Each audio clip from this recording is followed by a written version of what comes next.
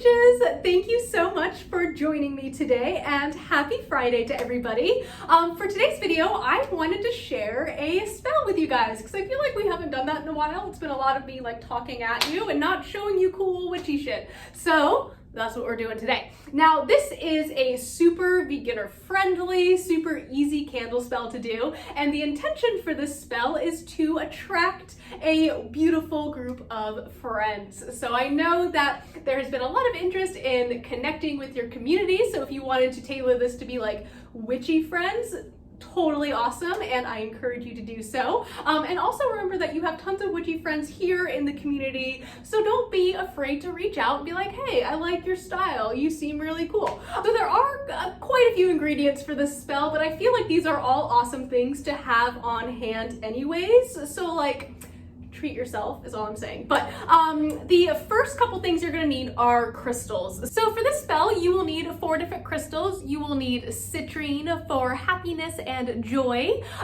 some rose quartz for self-love, love, friendship, self-care, all that good stuff. Some tiger's eye, not only for protection from people with maybe not so great intentions, but also the confidence to put yourself out there, because I know that's hard sometimes. And then also some clear quartz. I hope you guys can see all of that. I'm not sure. Some clear quartz just to amplify the working. And these should not be super expensive at metaphysical stores. Again, you might already have some of this on hand. Perfect. Love to hear it. Next, you are going to need some herbs. And even though I know this is in a super cool jar, also, I have these labels up on my website. You can download them and put them on, like, I put them on sticker paper, but you can put them on your jars too. Yeah, so I designed these myself. Hi, graphic design is my passion, not really. But they all have like historical drawings or botanical drawings, which are like anywhere between the 1500s and the 1800s, which is like my niche for like art and history. Then they also have the common name of the herb, the Latin name of the herb, or the scientific name of the herb, and then all of the intentions for quick reference. And that's for quick reference because I know like when I'm like gathering herbs and stuff, the last thing I'm gonna want is to have to like have a tome in one hand, and that's just a recipe for disaster because I'm really clumsy. So chamomile, I do have it in this fancy jar, but you can find chamomile in chamomile tea packets at the grocery store. So if you're not seeing it outright, check the tea section or the spice section. I'm not really sure how your guys' groceries are set up. But yes, so chamomile, and then this is literally from my pantry because I wanted to show how easy it was to find it. This is mint, and then this is ground cinnamon. And again, all of the ingredients are going to be down below. Next, you are going to need a chime candle and then a candle holder. You can also kind of melt the candle and put it on a fire-safe dish if you prefer, but I like candle holders. And I got this for like 50 cents or something at the metaphysical store, so again, not super expensive. Then I have some oil to anoint my candle. So this, you can use olive oil, vegetable oil, find some sort of oil that is not like super flammable. Don't use like car oil or something, I don't know. And then also you'll need a piece of paper and a pen, and or something sharp to inscribe your candle if you so choose. I'm going to be using the writing of my intention on a piece of paper method, but whatever works out the best for you, I encourage you to do so. So the first thing we're gonna do is measure out all of our herbs into a little bowl or a little pile in the middle of your altar. Now I say measure with your heart, put as much as you would like or as little as you would like. The purpose of this is to create a ring or a circle in the center of your altar within which all of the spell working is going to happen. So we are creating this really beautiful perimeter, and it's also kind of symbolic of like putting out feelers or putting out your energy into the world. Oh my gosh, the chamomile and cinnamon smells so good together.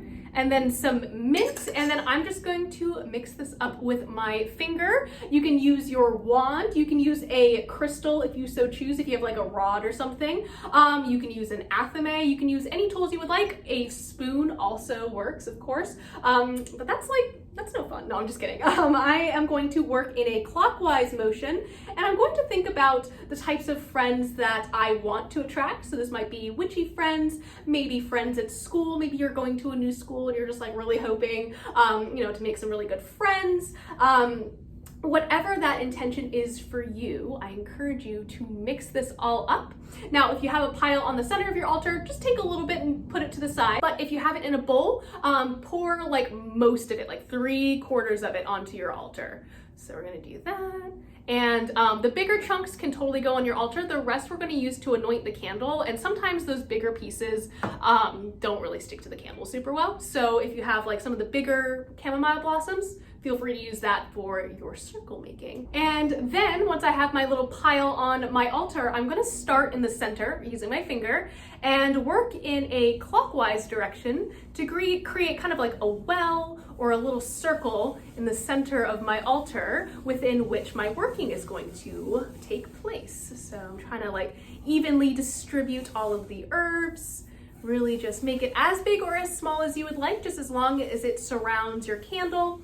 Does not have to be a perfect circle. This is kind of becoming an oval, but do the best you can. Once you have your circle created, you are then going to place your crystals. Now, Tiger's Eye is a very grounding stone as well, so we're going to put it to the north to correspond with the element of earth. Rose quartz is all about love and self-love, so we're going to put this to the south to represent the element of fire. To the east, we are going to put our citrine because it reminds me of like the dawning of a new friendship, so putting that sunny energy with the east. You could also put it to the south if you wanted to associate it more with the element of fire. Totally cool. And then finally, we are going to put our clear quartz here to the west with the element of water to invite in that flow of friendship. Next, let's grab our pen and paper. I'm using a Sharpie so you guys can see it, but you can use whatever you would like. Bonus if you make your own ink, that is so cool.